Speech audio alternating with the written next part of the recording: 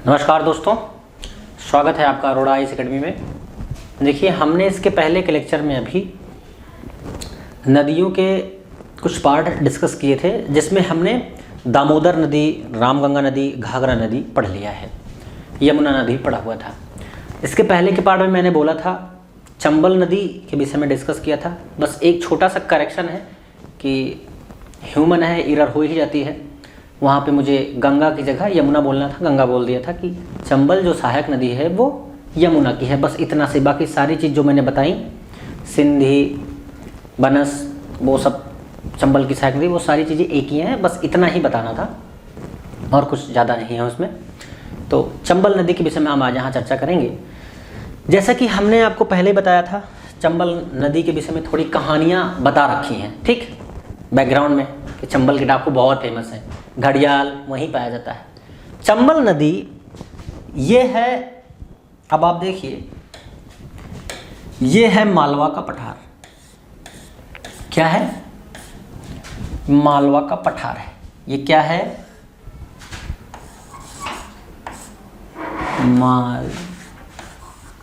मालवा का पठार, ठीक। ये मालवा का पठार है और यहीं पर ये माहू है और यह विंध्य श्रेणियां हैं, ठीक। विंध्य श्रेणियां हैं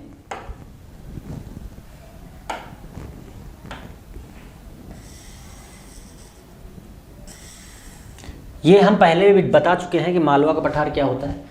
इसके पहले के वीडियोस में हमने बता रखा है चीज़ें, लेकिन अभी आप बेसिक्स के लिए, क्योंकि चंबल नदी आपको समझ में तभी आएगी जब आपको ये पता होगा मालवा पठार कहाँ पे है, माहू कहाँ पे है, माहू के बगल, माहू किसी स्थान का नाम है वहाँ पे, कि बगल में विंध्य श्रेणियाँ हैं, ठीक। तो विंध्य श्रेणियाँ जो हैं वहीं से ये नदी निकलती है। देखिए, यहाँ से निकली, यहाँ से निकलती है, अब यहाँ से निकलेगी, ये यहाँ से निकली ऐसे होते हुए, ऐसे देखिए, ये यहाँ से सीधी ऐसे निकलेगी और ऐसे होते हुए जाएगी। और ये देखिए, यहाँ से यमुना नदी निकलती है, ठीक। कौन सी नदी? यमुना नदी। ये यमुना नदी है, ये यमुना है, ये आपकी चंबल है। अब देखिए, ये जो स्थान है आपका, ये यहाँ पर, ये कोटा है राजस्थान का। क्या है? कोटा है। ये आगे बूंदी है, सवाई माधोपुर यहीं बगल में पड़ जाता है आपका। क्या है? सवाई माधो, ठीक। तो ये राजस्थान से होते हुए निकलेगी और ये जाकर के यमुना नदी से मिल जाएगी। तो अगर ये समझ में आ गया आपको, तो ये भी समझ में आ जाना चाहिए कि यहाँ पर कुछ बांध भी बने हुए हैं। यहाँ पर कोटा के पास बांध भी इसमें बने हुए हैं। जैसे अभी मेजरली जो अगर बांध नॉर्मल बात करें, वो 3 बांध यहाँ पर बने हुए हैं। कोटा के पास गांधी सागर बांध बना हुआ है। कौन सा बांध बना हुआ है? यहीं पर गांधी सागर बांध है, ठीक। गांधी सागर, गांधी सागर। और इसके 2 बांध अदर में हैं, जैसे राणा प्रताप और जवाहर सागर। कौन कौन से? राणा प्रताप और जवाहर सागर, ये 3 बांध हैं। कौन से हैं? राणा प्रताप और जवाहर सागर। तो नाम अगर आप देख लें, ये एक ये है, दूसरा अगर हम बात करें तो इसी में राणा प्रताप, राणा प्रताप और जवाहर सागर, ठीक। जवाहर सागर इसलिए क्योंकि ये भारत के प्रथम प्रधानमंत्री रहे हैं, तो उनके नाम पर अक्सर रखा गया है। और राणा प्रताप हमारे यहाँ के जो मिडवल इंडिया अगर आप पढ़े होंगे तो उसके बहुत बड़े योद्धा रहे हैं, इसलिए उनका नाम रखा गया है। तो मतलब नाम इसलिए रखे जाते हैं ताकि उनको सम्मान दे सकें। मतलब पहले के बहुत सारे ऐसे व्यक्तित्व रहे हैं जिनके ऊपर जो है, जैसे सरदार वल्लभ भाई पटेल, नेता सुभाष चंद्र बोस, इनके ऊपर नाम, इनको सम्मान देने के लिए किया जाता है कि इन्होंने हमारे देश के लिए बहुत कुछ किया हुआ है, ठीक है। जैसे राणा प्रताप ने जो है मुगलों से लड़ाई की, ब्रिटिश से लड़ाई की, तो ऐसे अगर आप याद करें तो ज़्यादा सही रहेगा। तो इसीलिए इनके नाम पर बांध बनाए जाते हैं, नहीं बांध के कुछ और भी नाम दिए जा सकते हैं। तो चंबल नदी जैसे मैंने बताया ये मालवा का पठार है और ये है आपका विंध्याचल श्रेणी है, यहाँ से निकलती है कोटा, बूंदी, सवाई माधोपुर होते हुए यमुना नदी में मिल जाती है। अब इतनी चीज़ पता है तो अब एक चीज़ और बस याद रखिए कि यहाँ पे मैंने इसके पहले भी बता रखा है लेकिन अभी बता दे रहा हूँ कि बनस नदी उसके बाएं साइड से और बनस नदी उसके बाएं साइड से और बनस नदी उसके बाएं साइड से, चंबल नदी के बाएं साइड से, और सिंध नदी, कौन सी नदी? सिंध नदी, और ये बगल में ही पार्वती नदी, कौन सी नदी? पार्वती नदी इसके दाएं साइड से निकलती हैं। ये इसकी सहायक नदियां हैं। ये याद रखिए कि पहले पार्वती मिलती है, फिर सिंध मिलती है, या फिर ऊपर से अगर पूछा जाता है तब। मान लीजिए पूछ लिया किसी ने दाएं साइड की नदी, बाएं साइड, वैसे इसे कोई सीक्वेंस में पूछता नहीं, वो नॉर्मली पूछ लेते हैं कि दाएं साइड की नदियां कौन सी हैं और बाएं साइड की नदियां कौन सी हैं।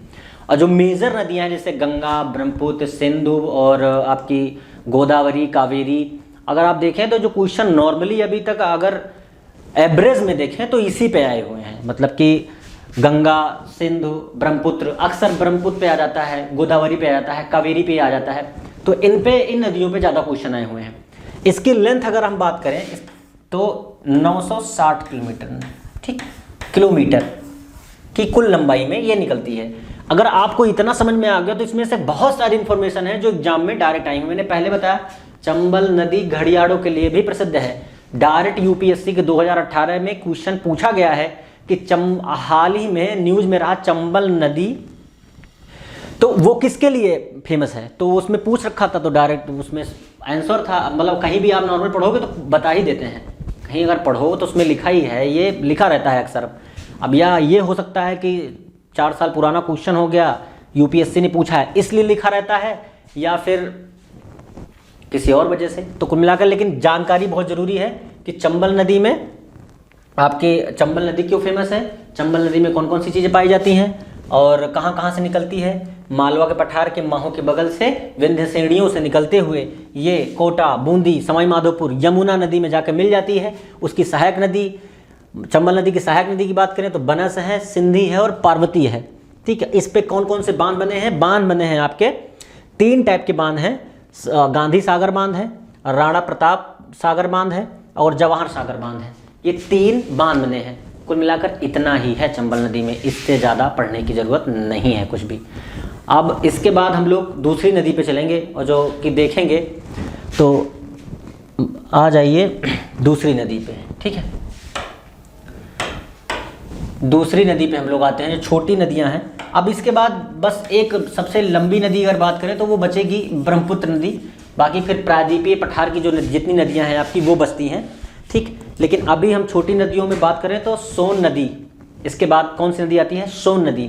और सोन नदी भी वहीं अगल बगल से ही निकलती है, चंबल के मध्य प्रदेश में ही से ही निकलती है। तो उसके विषय में अगर हम बात करें तो सोन भी कम खतरनाक नदी नहीं है, लेकिन चंबल से थोड़ा कमी है, ठीक है। हम बात करने जा रहे हैं सोन नदी की।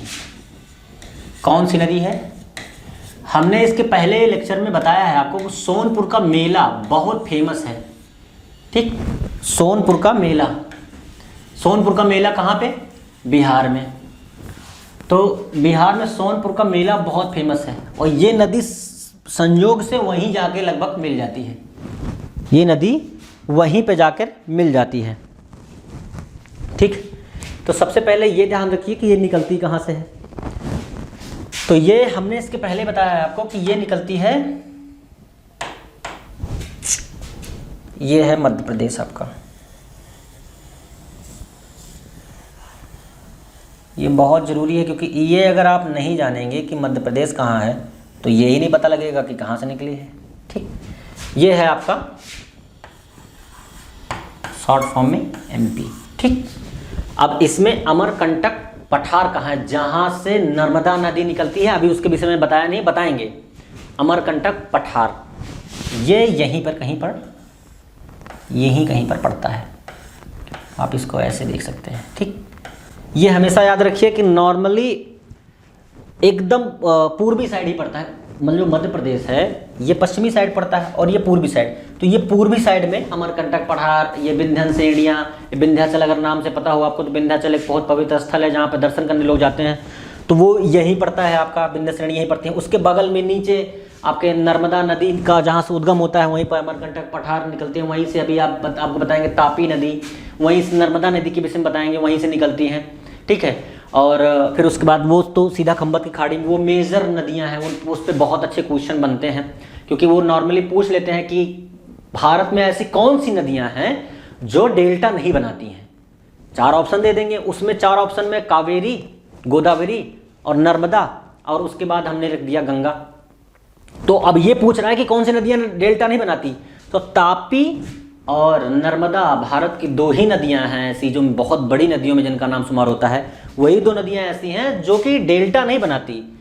ठीक है, वो मतलब बीघड़, ये मैंने इसके पहले बताया था ना, ऐसे जो खंड बने होते हैं आपके ऐसे ऐसे ऐसे ऐसे, ये टूटा फूटा रास्ता है, बीघड़ रास्ता है, ज्वारमंद एसोचरीज बनाती हैं अगर आपको पता हो। ठीक है, डेल्टा और एसोचरीज में डिफरेंस होता है। ठीक, तो वो हम आपको बाद में डिस्कस करेंगे, लेकिन अभी पहले ये जान लीजिए आप कि वो एसोचरीज बनाती हैं और डेल्टा नहीं बनाती। 2 ही नदियां हैं, कौन कौन सी, नर्मदा और तापी। अभी हम सोनपुर की बात कर रहे हैं, सोन नदी की बात कर रहे हैं, तो सोन नदी यहाँ से निकलती है अमरकंटक से, ये यहाँ से निकलेगी।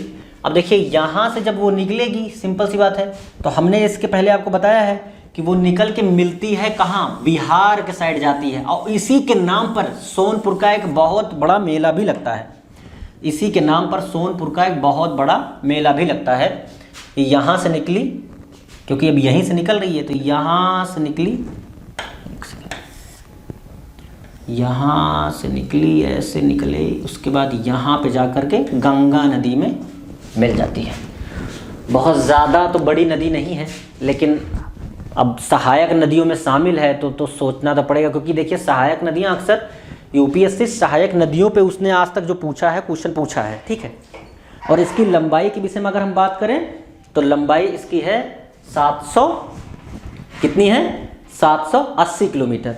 इसकी लंबाई 780 किलोमीटर है, और ये पटना के पश्चिम में आरा पहुंचकर गंगा नदी में मिल जाती है। कहाँ पे, ये मैंने बताया यहाँ पे पहुँच के मिल जाती है, तो ये पहुँच गई यहाँ पे। अब ये पटना है आपका, मान लीजिए आप यहाँ पर आकर के पट जाते हैं। ठीक, अब आप यहाँ पहुँचे और यहाँ पे आके आप पट गए, मतलब आपको ये जो पटना वाले ने आपको पटा लिया, और पटाने के बाद ये पश्चिमी क्षेत्र है, क्या है, ये पश्चिम है, ये पश्चिम है, और यहीं पर एक है आपका आरा, क्या है, आरा। ठीक, आरा, ये है आरा, ये है सोन नदी, क्या है, ये है सोन नदी। ठीक, यहाँ पे आप आकर के मिल जाती है। ये है पटना, क्या है, पटना। लंबाई कितनी है, अगर हम बात करें लंबाई की बात करें तो 780 किलोमीटर कुल यहाँ से निकलती है। ये क्या है, ये अमरकंटक है, ये क्या है, अमरकंटक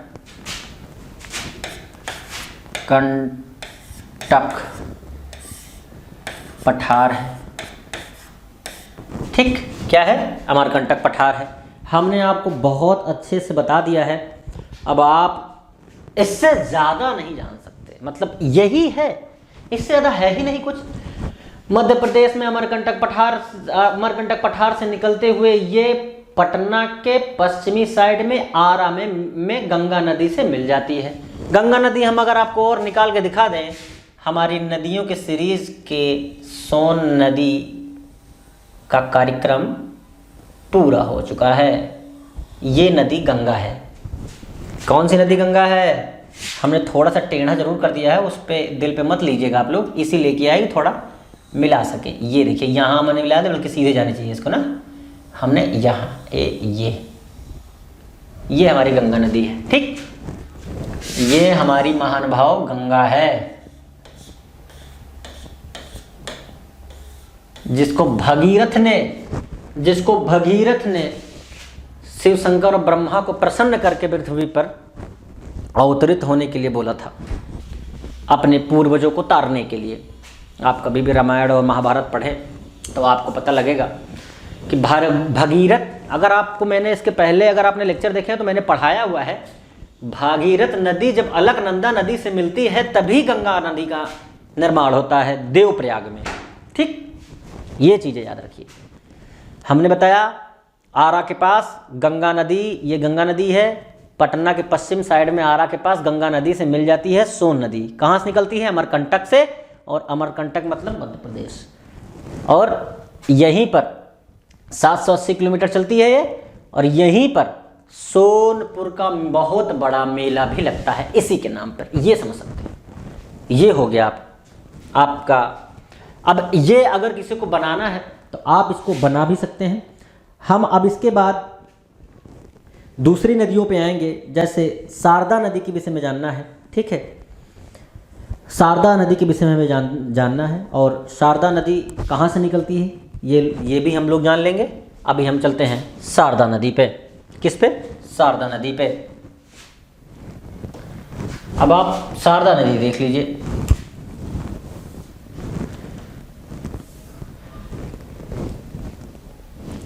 ये है शारदा नदी के विषय में बात कर रहे हैं। देखिए अभी हम सहायक नदियां ही पढ़ रहे हैं। ठीक है, अभी हम सहायक नदियां ही पढ़ रहे हैं। अब आप ये देख लीजिए, ये क्या है?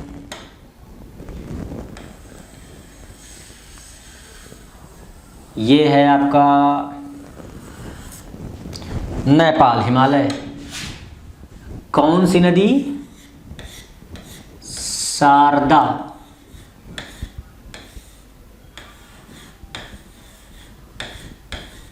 Sharda river system. ठीक, शारदा नदी ये यहीं पर हमने आपको बताया था इसके पहले, मापचा चुंगो हिमनद है ये, लेकिन वहीं पर ये नेपाल हिमालय में मिलाम हिमालय, मिलाम हिमनद पड़ता है। कौन सा हिमनद? मिलाम हिमनद पड़ता है। हम इसको बना देते हैं। ठीक,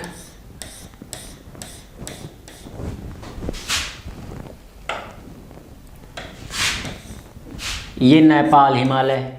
हमने आपको हिमालय के विषय में पढ़ाया है, कितने प्रकार के हिमालयज हैं। ठीक है, आपने नहीं देखा है तो आप पहले की वीडियो जाकर देख लीजिए, आपको पता लग जाएगा। सिंपल सी बात है। ये नेपाल हिमालय है। ठीक है, ये नेपाल हिमालय है, यहीं से ये नदी निकलती है। ठीक है, यहीं से ये नदी निकलती है, और नेपाल सीमा में इसको काली या चायक कहते हैं। क्या कहते हैं? काली या चायक नदी भी कहते हैं। नेपाल सीमा में काली या चायक नदी कहते हैं। नेपाल में इसमें गौरी गंगा के नाम से भी जाना जाता है। ठीक, ये यहाँ से निकलती है यहाँ। ठीक, शारदा नदी।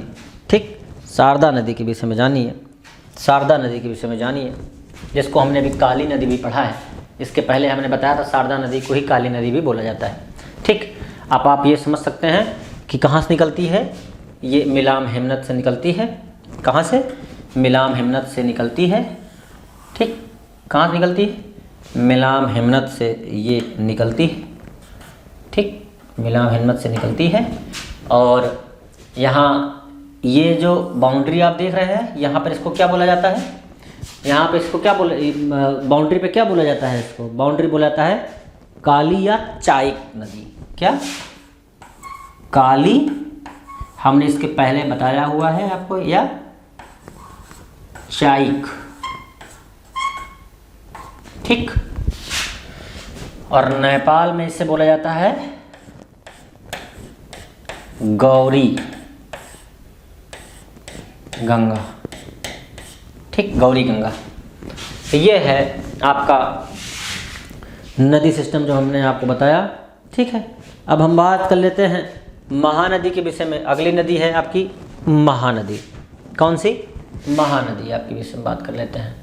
हम अब बात करेंगे महानदी में। महानदी कहाँ से निकलती है, महानदी कहाँ से निकलती है, ठीक है।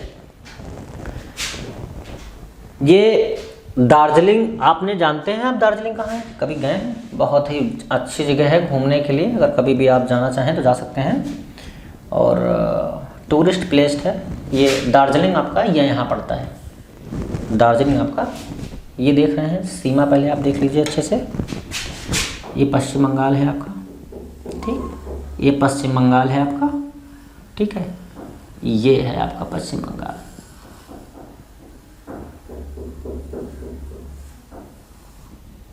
यहीं पे पड़ता है दार्जिलिंग। क्या पड़ता है आपका? दार्जिलिंग यहीं पड़ता है, ठीक। क्या पड़ता है? दार्जिलिंग,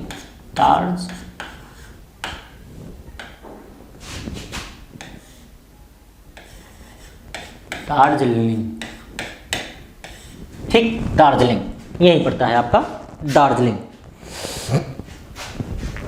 यहीं पड़ता है आपका दार्जिलिंग। थोड़ा लिखने में फेरी हो रही है, इसलिए इसको सही कर देते हैं, ये यहाँ पे नहीं रहेगा।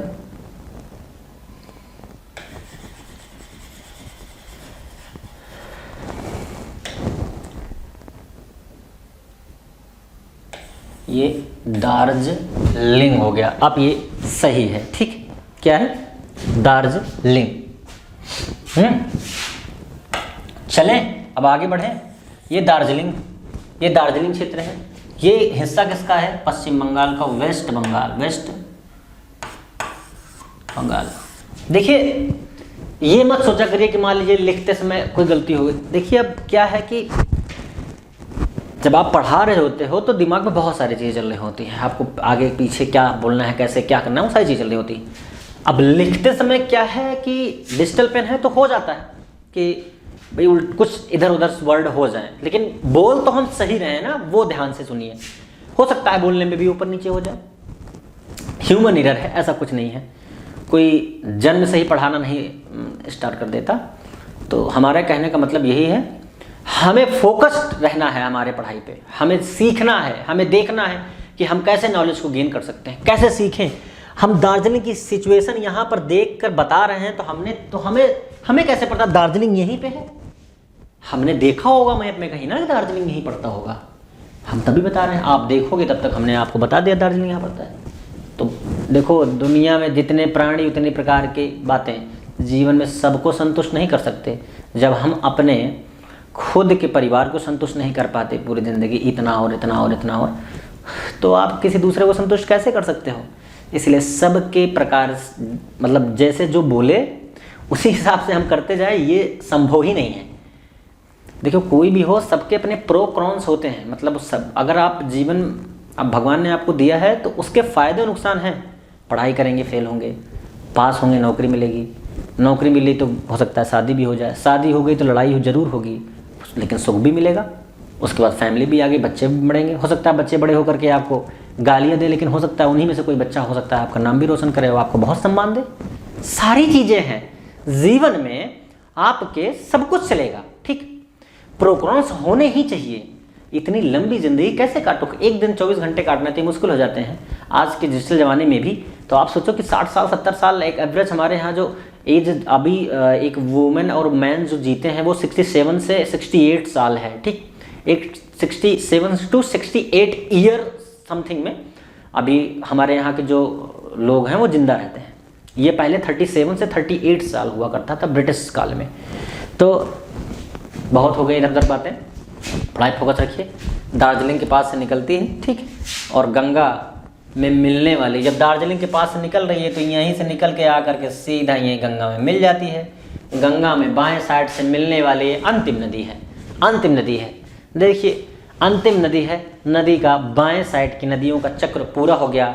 हमने दामोदर नदी के विषय में पढ़ा, हमने घाघरा नदी के विषय में पढ़ा, हमने यमुना नदी के विषय में पढ़ा, हमने सोन नदी के विषय में पढ़ा, हमने चंबल नदी के विषय में पढ़ा, हमने रामगंगा नदी के विषय में पढ़ा। ये सब बाएं साइड की नदियां हैं, ये चक्र पूरा करके निकल जाती हैं। अब हम लोग और नदियों के विषय में जानते हैं। जो इसके अलावा हमें पढ़नी चाहिए, उसमें 2 नदियों का नाम आता है। पहली नदी कोसी नदी है, पहली नदी कोसी नदी है। दूसरी नदी हुगली नदी है। पहली नदी कोसी नदी है, कोसी नदी पूर्ववर्ती नदी है। पूर्ववर्ती नदी है, मैंने इसके पहले बताया था। पूर्ववर्ती नदियाँ होती कौन सी नदियाँ हैं?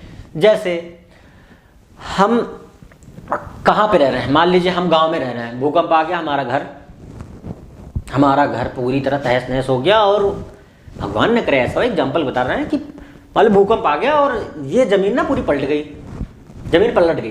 जब ज़मीन पलट गई तो ऊपर का सामान नीचे और नीचे का सामान ऊपर, लेकिन उसमें से ही कुछ बहादुर ऐसे हों जो नीचे से निकल के ऊपर आ जाएं, फिर से अपना काम धाम उसी पे करने लगें। कुछ बहादुर हमारे जैसे ऐसे हों जो नीचे से सब किसी चीज़ की परवाह ना करते हुए निकल के आ जाएं। हाँ, अलग की बात है, कुछ लोग ये कहेंगे कि जिंदा बचोगे तब तो, एग्जाम्पल लेने में कुछ नहीं आता, सब कुछ काल्पनिक है, पूरा जीवन कल्पना में गुजर जाता है, कल्पना ही कल्पना करते हैं, तो कल्पना करने में कुछ नहीं जाता। हाँ, इसमें हम खुद को नुकसान पहुँचा रहे हैं, अलग की बात है। देखिए ध्यान सुनिए कि कल्पना करी, जब कल्पना कर ही रहे हैं तो अच्छे से कर लेते हैं, क्या जाता है। नीचे से हम ऊपर निकल के आ गए, भगवान ने वहाँ से आशीर्वाद प्राप्त किया और निकल के ऊपर आ गए, और वहीं पर से घर बनाया और सारा काम वहीं करने लगे। तो हमें बोलेंगे ये वही पहले वाला आदमी है जो धंस गया था नीचे, वो ऊपर आ गया। पूर्ववर्ती नदियों की कहानी यही है। अब आपको नदियों का कॉन्सेप्ट, पूर्ववर्ती का मतलब समझ में आ गया होगा। जब हिमालय का निर्माण हो रहा था तो हिमालय क्या हुआ कि 2 रेखाओं के बीच में ये बनी है नदी, यहां से भी बल पड़ा, यहां से भी बल पड़ा, ये पानी आ गया ऊपर, पानी आ गया ऊपर, और नीचे सब जमीन हो गई। लेकिन नदियां, गंगा नदी, सिंधु नदी, कोसी नदी, इन्होंने अपनी धारा वहीं से खोदनी स्टार्ट, अंदर से निकलने का प्रयास शुरू किया, और कंटिन्यू निकलती रही, और निकल करके वापस धरती पे फिर से आ गई। इसलिए इनको पूर्ववर्ती, पुनः अपने जगह से उत्पन्न होने वाली नदियों का नाम दिया गया। अब आपको समझ में आ गया। तो हम किसके विषय में बात कर रहे थे? पूर्ववर्ती नदी के विषय में। ठीक, हम पूर्ववर्ती नदी के विषय में बात कर रहे हैं। हम किसके विषय में बात कर रहे हैं? पूर्ववर्ती नदी के विषय में बात कर रहे हैं। ठीक, हम पूर्ववर्ती नदी के विषय में बात कर रहे हैं। तो पूर्ववर्ती नदी का कॉन्सेप्ट आपको समझ में आया? क्या कॉन्सेप्ट है वो मैंने क्लियर कर दिया है। अब आपको समझ में अच्छे से आएगा। ठीक, अब आपको समझ में अच्छे से आएगा। अब आप समझ अच्छे से सकते हैं, और लेकिन समझिए प्लीज़, बहुत ज़रूरी है। पहली चीज़ हम बात कर रहे हैं कोसी नदी के विषय में। कोसी नदी, कौन सी नदी? कोसी नदी, कोसी नदी, कोसी किसके विषय में बात कर रहे हैं? कोसी नदी की। ये एक पूर्ववर्ती नदी है, मैंने जैसा कि पहले ही बोल दिया, यह पूर्ववर्ती नदी है। इसका स्रोत कहाँ है? हमने बताया कि पूर्ववर्ती नदी है, इसका स्रोत कहाँ है?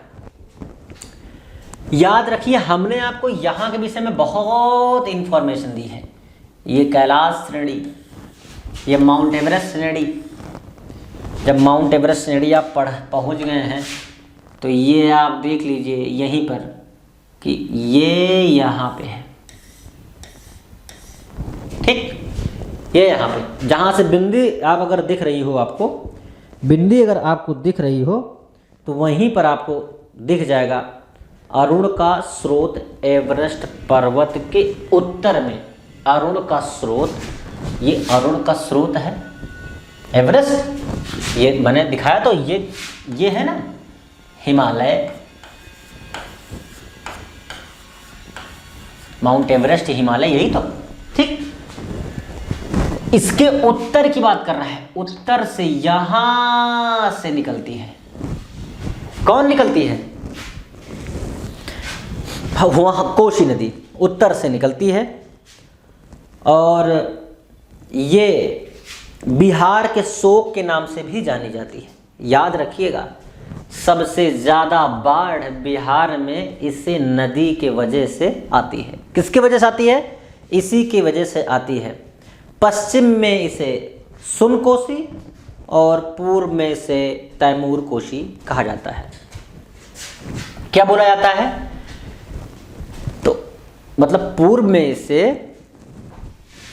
तामूर कोसी और पश्चिम में इसे सुन कोसी बोला जाता है।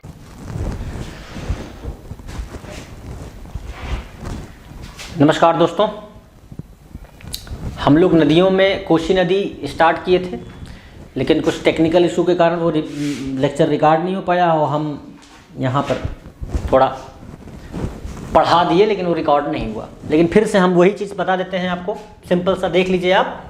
कोसी नदी के विषय में बात कर रहे हैं। उत्तरी कहाँ से निकलती है, मैंने बात कर रखी है, उत्तरी हिमालय से निकलती है, दक्षिणी तिब्बत से निकलती है, पहली चीज़। दूसरी चीज़, नेपाल होते हुए बिहार में पहुँचती है और गंगा नदी में मिल जाती है। बिहार का शोक कहा जाता है इसे, क्या कहा जाता है, बिहार का शोक बोला जाता है इस नदी को। पश्चिम, जैसे ये नदी यहाँ से निकली, ये मैंने बनाया, यहाँ पश्चिम में सुन कोसी। सुन कोसी का मतलब होता है, अरे सुनो भाई कोसी कहाँ जा रही हो, जिसको हम बहुत कोसते हो, कोसी। तो कोसी उत्तर में देती है, कोसी उत्तर में देती है तैमूर कोसी या तामूर कोसी। पश्चिम में इसको सन कोसी या सुन कोसी, और पूर्व में इसके जो नाम दिए गए हैं वो तामूर कोसी, क्या, तामूर कोसी बोला जाता है नेपाल के साइड में ही। ठीक, हमने आपको बताया बिहार का शोक बोला जाता है, पहला इंपॉर्टेंट फैक्ट। दूसरा इंपॉर्टेंट फैक्ट ये है कि ये नदी बिहार में किस किस ज़िले से जाती है, ये आप मैप लगाइए और उठाइए और देखिए। ये ऊपर के साइड से नीचे चले आइए, अगर आप आएंगे तो भागलपुर होते हुए ये निकलती है। अगर आप देखें तो मुजफ्फरनगर भागलपुर होते हुए ये नदी निकलेगी। ठीक है, तो कहने का मतलब है कि ये थोड़ा सा आप वहाँ पर देख सकते हैं, क्योंकि बिहार पीछे में आ सकता है ये। तो कोसी में आपको मैंने बताया कि ये निकलती है हिमालय के उत्तरी क्षेत्र में और तिब्बत के दक्षिणी क्षेत्र से निकलती हुई बिहार में गंगा में मिल जाती है। नेपाल से भी निकलती है, बिहार में मिलती ही है, बिहार का शोक कहलाती है। उत्तर में, पश्चिम में इसको सुन कोसी और पूरब में इसको तामूर कोसी बोलते हैं। तो ये हो गया आपका कोसी का पूरा जो मतलब हमें पढ़ना था वो ख़त्म हो चुका है। ठीक है, अब हम आ जाते हैं नेक्स्ट नदी, हुगली नदी। लेकिन आपको उम्मीद करते हैं समझ में आया होगा कि ये आपकी, अगर हम फिर से एक बार रिपीट कर देते हैं, मुझे ऐसा लग रहा है, मैं पढ़ाने तो दूसरी नदी जा रहा था, लेकिन मुझे ऐसा लग रहा है फिर से एक बार बता दें, रटा दें, आपको रट जाए कि ये तैमूर जो कोसी है, कोसी का ये जन्म स्थान है। यहाँ पर कोसी पैदा होती है। कोसी पैदा होने के बाद बचपन उसका नेपाल में गुजरता है और वो अपनी जवानी आकर के पूरी तरह बिहार में खपा देती है। अगर हम अब हिंदी में बात करें तो अभी तक इंग्लिश में बात कर रहे होंगे, आपको समझ में ना आ रहा हो, इसलिए अब हम हिंदी में बात कर रहे हैं कि अगर हिमालय में, उत्तरी हिमालय में कोसी का जन्म हुआ तो उसने खेलना कूदना सीखा नेपाल में, और उसी को ला करके अपने खेलने कूदने को उसने अपनी जवानी बनाया और जवानी को ला करके बर्बाद कर दिया बिहार में। इसलिए बिहार का शोक कहलाती है, इसीलिए बिहार का शोक कहलाती है। अब आपको समझ में आ गया होगा कि बचपन हिमालय की गोद में निकला, और मतलब पैदा हुए हिमालय गोद में, बचपन हिमालय, नेपाल हिमालय की गोद में निकल गया, और जवानी आकर के वो बिहार बेचारे गरीब देश, गरीब राज्य पर दिखाती है, जहाँ पर वैसे भी बहुत सारी गरीबी है, बहुत सारी समस्याएं हैं, और बाढ़ के रूप में आकर के वो इतनी सारी समस्याएं पैदा कर देती है जिससे उभरना शायद साल दर साल और महंगा और बहुत ही जर्जर होता जा रहा है। तो आप देख लीजिए, उसके बाद फिर गंगा से मिलती है और दोस्ती करती है कि मैया हमको हमारे धाम तक पहुंचा दो, और इसीलिए बिहार का शोक कहलाती है। और कुछ लोग इसको सुन कोसी, तमूर कोसी, डिफरेंट नेम से पुकारते हैं। इसलिए पुकारते हैं ताकि सुन ले एक बार, ना आए बार। अब आपको मेरे ख्याल से ये सारी चीज़ें क्लियर हो गई, इससे ज़्यादा कुछ नहीं है। हाँ, इसके एक बात और, बस मैंने इसके पहले कहानी बताई थी कि कोसी पूर्ववर्ती नदी है, इसीलिए बहुत भयानक प्रचंड रूप धारण करती है। ठीक, हम आते हैं अब हुगली नदी पर। किस नदी पर? हुगली नदी। ये भी गंगा की सहायक नदी है, छोटी नदी है, जो कि कलकत्ता में गंगा से मिलती है। बंगाल में जो है, ये बंगाल के उत्तर में जो है बंगाल के उत्तर से निकलकर दक्षिण में बहती है और इसकी सहायक नदी अजय नदी है। ठीक, इसकी सहायक नदी वो अजय नदी है। देखिए, अब जैसे घर में ही निकल के घर में बैठे हो, घर में ही काम करो, घर से ही ऑफिस करो, घर से ही सब कुछ करो, तो रह गए घर में ना, कहीं और से तो आए नहीं। वही सेम चीज़ हम किसकी बात कर रहे हैं, हम किसकी बात कर रहे हैं, हम किसकी बात कर रहे हैं।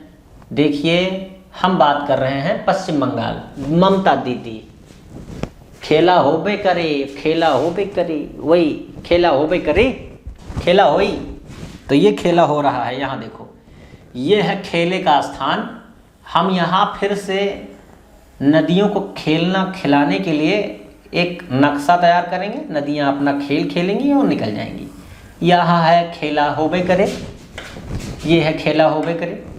यहाँ कहीं से नदी निकलती है, हुगली नदी यहाँ से निकलती है, और ये है खेला होबे करे का स्थान कोलकाता।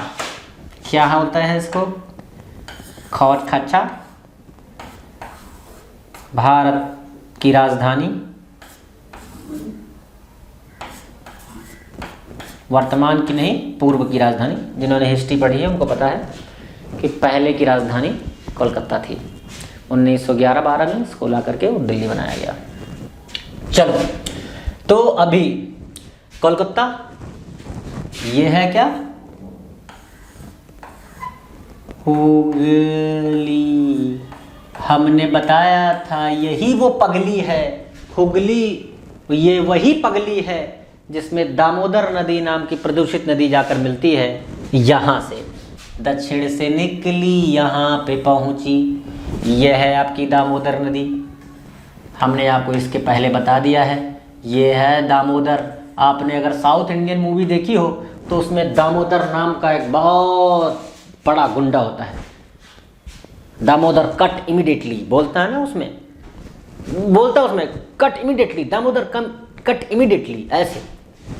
और ब्रह्मानंद की कॉमेडी है, तो वो दामोदर साहब हैं और उसी पगली के पास जा करके अगली बगली मिल जाते हैं और एक नई राजधानी बनाते हैं, कोलकाता। ठीक, अब आपको हुगली नदी के विषय में सारा हुलिया समझ में आ गया होगा, इसीलिए उसको हम पगली नदी बोलते हैं। और दामोदर नदी के साथ मिलकर अपना दम दिखाते हुए एक नए भविष्य का निर्माण करती है जिसका नाम कोलकाता है। समझ में आया? हुगली नदी है, ये निकलती है अपने पगलपन से, कलकत्ता पहुंचती है, लेकिन दामोदर दम भरते हुए उसमें बीच में मिल जाती है। इसकी सहायक नदियों की विषय में बात करें तो बहुत ज़्यादा बड़ी नदी नहीं है। अजय नाम का अगर कोई व्यक्ति हो उसको याद कर लीजिए आप, वही सहायता करता है जैसे कभी हराया ना जा सके। अजय नदी इसकी सहायक नदी है। ठीक, और हुगली नदी आपको पता है, हुगली नदी जब यहाँ से गंगा मैया निकलती हैं, ये देखिए, ये आई, ये आई, ये आई, ये आई, ये आई, और ये तो हुगली मैया भी आकर के यहीं मिल जाती हैं। और ये गंगा नदी। ठीक, ध्यान से सुनना, फिर से समझा दे रहे हैं। हुगली नदी पश्चिम बंगाल के उत्तरी क्षेत्र से कहीं से निकलती है और दक्षिण में बहते हुए गंगा में समाहित हो जाती है। लेकिन इतनी गरीबी है इस पगली के पास कि अगली बगली जा ही नहीं पाती, इसीलिए दामोदर नदी इसमें दम भरती है। दामोदर नदी इसमें दम भरती है और अगली बगली निकलती है, फिर गंगा में पहुंचती है। गंगा इसके साथ इसका उद्धार कर, ये आपको पता है, बंगाल की खाड़ी में गिरा देती है। यही अगली पगली दामोदर नदी और की बगली की कहानी। आपको समझ में आ गया होगा, मज़ा आ गया होगा तो हंसिए, समझ में आ गया हो तो खुशियाँ मनाइए, और कुछ भी नहीं आया हुआ तो घर जाइए या फिर से वीडियो को आकर देखिए। यही है पूरी कहानी गंगा और उसकी सहायक नदियों की। हमने कोसी नदी की बात की, हमने हुगली नदी की बात की, हमने रामगंगा की बात की, यहाँ पर हमने घाघरा, यमुना, गंडक, चंबल, सोन, इन सब नदियों की बात कर ली है। सबको एक एक समझाया है। 4-4 बार 5-5 बार देख लीजिए उसको जाकर, कुछ नहीं करना। क्वेश्चन पूछता है, दिखा दीजिए लोकेशन, काम खत्म हो जाता है आपका। अब सोचिए कि हमने 3 नदियों को कनेक्ट कर दिया है। हुगली नदी गंगा से मिलती है, गंगा नदी उत्तराखंड से निकलती है, दामोदर नदी छोटा नागपुर पठार की पूर्वी साइड से निकलता है। पूर्वी साइड कहाँ है, मैंने बना के दिखा दिया इसकी पहली वीडियो में। क्या चाहते हो और इससे ज़्यादा एग्जाम के लिए नहीं जरूरी भाई। पीएचडी मत करने लगना, ये फलाना क्या होगा वो फलाना हो गया। करोगे तो बुरिया बिस्तरा बांध के तैयार रहो घर जाने के लिए, घर जाने के तैयार रहो। बहुत से ऐसे धुरंधर पड़े हैं। हिंदुस्तान 140 करोड़ की जनसंख्या वाला देश है, यहाँ पर पीएचडी करने वाले कमी नहीं है। उसी भीड़ चाल में मत चलो, समझो एक एक चीज, और अपने लिए ना सही तो अपने माँ बाप के लिए समझ लो भाई, ठीक। हाँ, अगर आपको ये लगता हो कि टीचर या जो पढ़ा रहा है आप हमें सर या फिर कुछ और ना समझ कर दोस्त ही समझ लो भैया, हमारा दोस्त पढ़ा रहा है। ये समझ लो कि हमारे एक मित्र रास्ते में चलते हुए ट्रेन में मिले थे और उन्होंने बोला था कभी दिल्ली आना या कभी बम्बई आना या कलकत्ता आना, तो हम तुम्हें बैठ के ज्योग्राफी की मैपिंग करवाएंगे। तो ये समझ लो कि वही जो मिले थे पगली अगली बगल बैठ के, हुगली के बगल बैठ के बगली जो मिले थे वही भाई साहब हैं, पढ़ा रहे हैं, समझ लेते हैं जितना समझ पाते हैं। यही कहानी है नदी की। आगे के लेक्चर में हम ब्रह्मपुत्र नदी पढ़ेंगे और डिटेल में पढ़ेंगे, ठीक। ब्रह्मपुत्र के बाद हम प्रायद्वीपीय नदी आ जाएंगे। प्रायद्वीपीय में आपकी कृष्णा, कावेरी और नर्मदा, मालवा के वो 2 नदियाँ छूट जाएंगी, वो भी कर लेंगे। उसमें नदियों का पार्ट खत्म होता है। फिर 2 मुश्किल से rare of the rare case आपके 6-7 लेक्चर और बचते हैं इंडियन मैपिंग में। एक कृषि की मैपिंग करवा देंगे, कहाँ कौन कौन सी मिट्टी पाई जाती है, कौन कौन से कहाँ कहाँ पे कौन कौन सी चीज़ें बहुत ज़्यादा इम्पोर्टेंट हैं होती हैं वो भी, और कटिबंध करवा देंगे, कौन से कटिबंध, उष्ण कटिबंध कहाँ पाया जाता है, शीतोष्ण कटिबंध कहाँ पाया जाता है, मरुस्थल कहाँ पाया जाता है, एक इसकी मैपिंग करवा देंगे। और फिर छोटी छोटी और चीज़ें हैं जो हमें करवानी है, जैसे कृषि के विषय में, मिट्टियों के विषय में, इन सब के विषय में। तो छोटी मुश्किल से बहुत रेयर ऑफ द 6-7 लेक्चर और आपके लग जाएंगे। इसके बाद मैपिंग ये कंप्लीट हो जाएगी, वर्ड मैपिंग का आपका बचेगा। तो आप इसको देखिए, प्लीज़ लाइक शेयर कमेंट करिए और समझिए एक एक चीज़ को। पीएचडी मत करिए, कंपटीशन एग्जाम के लिए जितना ज़रूरी है उतना करिए। अगर आप हो सकता है तो उसको देखते हुए अपने आप नोट्स बनाइए और सीख लीजिए। कुछ करने की जरूरत नहीं, सीख लीजिए कहाँ पे कैसे। लैंग्वेज को पकड़िए, इसलिए मैं इधर उधर की लैंग्वेज बोलता हूँ ताकि आपको याद हो जाए, बस, और कोई ऐसी बात नहीं है, ठीक। खुश रहिए हमेशा, तब तक के लिए नमस्कार, जय हिंद।